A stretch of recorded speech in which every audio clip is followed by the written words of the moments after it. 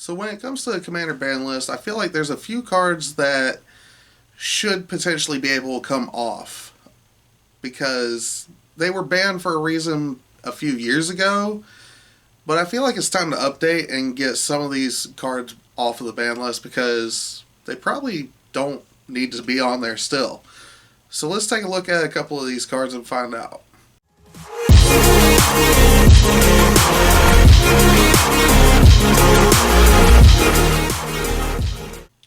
What's up, Commander players? My name's Matt and you're watching Top Commander. So this video is going to be kind of a follow-up of sorts to my previous video on the reasons why I feel like Tolarian Academy should be off the Commander ban list. This time I'm wanting to look at a couple of different cards. I'm not going to go into too much detail about them, but these are cards that are on the ban list that I feel like could safely come off of the ban list. But before I get into that, if you want to support this channel, be sure to like, share, and subscribe. And if you want to support the channel directly, be sure to visit patreon.com/topcommander. But with that out of the way, let's go ahead and get right into it. So, the ban list for Commander has been designed for a reason, obviously. But a lot of these cards have been on the ban list for so long that if you look at the way that the game is played today, some of these cards really don't need to be on the ban list. So let's start off with one that a lot of people have talked about, Biorhythm. It's a green sorcery that costs 6 generic and 2 green. It says each player's life total becomes the number of creatures he or she controls. Now, this sounds a little bit unfair, potentially, but if you look at what we have available, there's Shaman of the Forgotten Ways has the same effect on him. So why is Biorhythm on the ban list? Is it potentially the fact that it's a sorcery and it come out of nowhere? I mean, counterspells exist. There are ways to get around Biorhythm. I just feel like it's a relic, and if you take it off the ban list, sure, a couple of people might use it. But I feel like it's not going to be devastating to the format because we already have the ability available. So why not just let Biorhythm be unbanned? But let's go ahead and take a look at the next one. This next one is hilarious because of the fact that this is probably the first card that people will bring up on the Commander ban list that should come off the ban list. Coalition Victory. Costs 3 generic and Wooburg, so it's 5 colors. And it's a sorcery that reads as follows. You win the game if you control a land of each basic land type and a creature of each color. You have to be in 5 color. You have to have a creature of each color. Well, you can get around this because you can have something like Progenitus on the field, and that will count it because he is a creature and he is of each color type. So Progenitus or any 5 color creature will count towards Coalition Victory. But it just says you also have to have a land of each basic land type. Now, granted, if you're running a heavy green package with Rampant Growths and Farseeks and stuff like that, yeah, you could get there pretty quick. But then you still have to get this, and it still costs 8 mana. So you have to get the 5 color creature on the field, you have to ramp out, you have to make sure you have all 5 basics, and get this card in your hand, then you can win the game.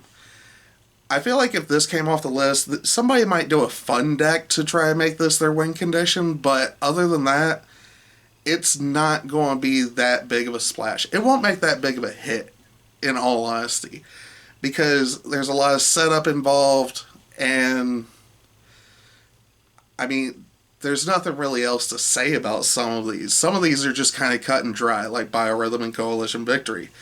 Now, this next one is a bit of a tough one to deal with. This one, a lot of people will say, no, this should stay on the ban list. I believe, honestly, it probably could come off the ban list because you have some hoops to jump through for this. Emrakul, the Eon's Torn, is a legendary creature Eldrazi, 15/15, that costs 15 mana. Okay? Now, if you remember, Emrakul the Promised End has a reduction on its mana cost, but we're not talking about the Promised End. We're talking about the Eon's Torn. It reads as follows. This spell cannot be countered. When you cast this spell, take an extra turn after this one. This card has flying, protection from colored spells, and Annihilator 6. And whenever it is put into a graveyard from anywhere, its owner shuffles their graveyard into their library. So basically it has the reshuffle effect. The big part that a lot of people worry about is the fact that you can't counter it when it comes down, and it has protection from colored spells, which means instant, sorceries, enchantments, anything colored cannot get rid of it. However, there's still ways around this. And the fact that it costs 15 mana, okay? There are artifacts that are colorless that can kill this thing. Duplicate, Meteor Golem. Scour from Existence is a 7 mana colorless spell that exiles a permanent. These are things that, like, granted, yes, you would have to adjust with your meta, but people are already running Duplicate and Meteor Golem in decks anyways.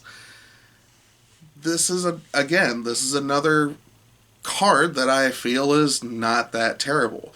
Now, the part where if you cast it, because let's face it, most people are going to cheat this into play instead of casting it, for the most part. Now, if you cast it, you get an extra turn. At least Emrakul does not come with haste, although it gives itself pseudo-haste because you get the extra turn. But at least you're not getting a 15/15 flyer Annihilator 6 2 turns in a row. But again, this is more of, I feel like there's plenty of answers out there. There's plenty of artifacts and colorless spells that can get rid of this thing, and people need to learn to adjust to metas. This is a card, and it also costs 15 mana. Unless somebody's going to cheat it into play, which if they do, they're not casting it, therefore you're not getting the extra turn. And then it's just a big old 15/15 flyer with Annihilator 6. But the Annihilator 6, remember, only happens on attack. So, and the fact that it can't be countered, whoop-de-doo. There's a few things that can't be countered. But I feel like the Emrakul, the Eon's Torn, is one that could potentially come off the ban list. Granted, if somebody's cheating in play, sure, but also people want to have fun. So when you look at a card like Emrakul, it's a matter of, are you really going to be that person to cheat out an Emrakul? Are you going to make your whole deck to just put Emrakul in the field? That's something to consider as well. Because it's not, even though it is a legendary creature and there is ways to make a colorless deck, it's not something that's viable with Emrakul. Emrakul's not, it's viable, it can be done, but when it comes down to it, there's better options for colorless commanders. Case in point, the Kozilek, the 10-drop Kozilek that counters spells on the way down. So, on to the next one. So I did make a statement that was incorrect on my last video, which I will address now. So, my last video I talked about Tolarian Academy, and I said that it was one of only 2 lands on the ban list. That was my mistake. There are 3 lands on the ban list. Okay, one being Tolarian Academy, which I feel should come off. The other one being Karakas, which is on there for a reason. I understand entirely. This next one, though, is a utility land. Now, granted, it is on the reserve list. It is really, really expensive. But at the same time, it's not the best land, in all honesty. Is it good? Yes, under conditions. Library of Alexandria. It's just a regular land that taps for 1 colorless, or you can tap it to draw a card. But you can only activate this ability if you have exactly 7 cards in hand. That is so conditional. Why is this card... I don't even see the point of this card being on the reserve list. I feel like this card needs to come off the reserve list, get reprinted, become a lot cheaper, and come off the ban list. And you don't even have to print it in the standard. This is something that, if you're worried about this in standard, just print it into like a commander set. And then it's only available in commander and legacy. This is a card that should not be that expensive. It's only this expensive because of the reserve list. And again, it's a land. It's not even a legendary land. It has to be searched out. It has to be drawn out of the deck somehow. I mean, this is not the best land. I feel like it needs to come off the ban list. Next up, we're going to go a little bit crazy on this list.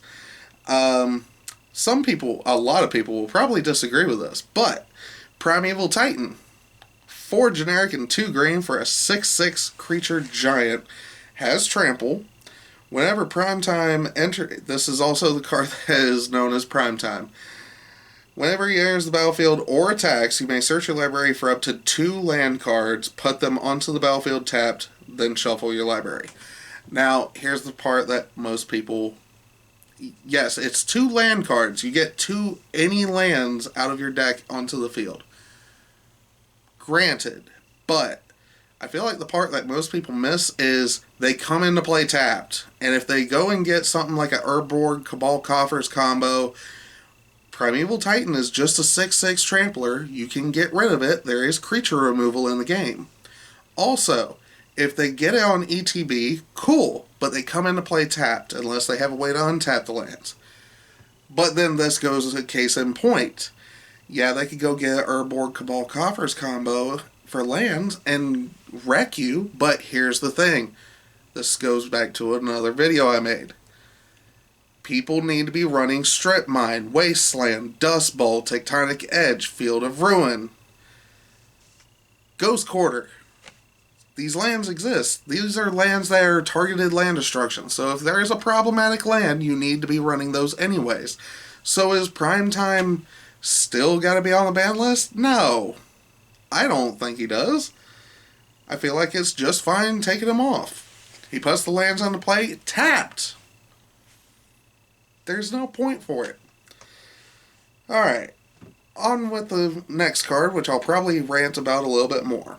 Sylvan Primordial costs 5 generic and 2 green for a 6/8 creature avatar with reach.